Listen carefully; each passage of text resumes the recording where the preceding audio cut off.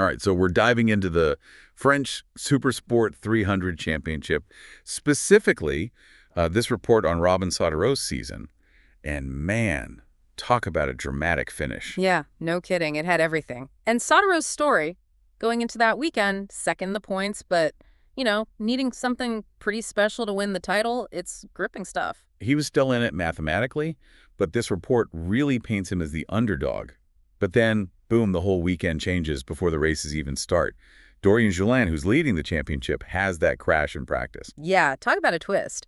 The report says Gilles was out, injured, couldn't compete. So suddenly, the doors open for Sautereux. But, and it's a big but, to take the championship, he basically needs to win, right? Yeah. Like maximum points, at least one race win, and nothing worse than second in the other. I can't even imagine that kind of pressure. Yeah. It's immense. And the report really emphasizes that even in that first race, it mentions how close he came to getting the fastest lap, like a tiny fraction of a second.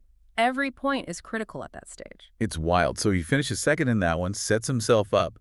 But man, the tension going into that second race must have been unreal. He needs this win. And the report describes this incredible battle at the front, really intense. Sautereux's pushing hard then, disaster, he crashes out early in the race. Ah, man, you can just feel his world collapsing in that moment. All that work, all that fight. But even more impressive, in a way, is that he gets back up. At that point, it's about damage limitation, trying to secure second in the championship. Absolutely, that's the mark of a true competitor. And speaking of competitors, can we just talk about Gilles for a second? The report mentions he was actually there at the track to watch the last race, despite his injury. I know, right? And he just had surgery. To be there for a rival after what happened, incredible sportsmanship. Says a lot about the respect within the paddock. But for Sautereux, look, finishing second overall, that's a huge achievement.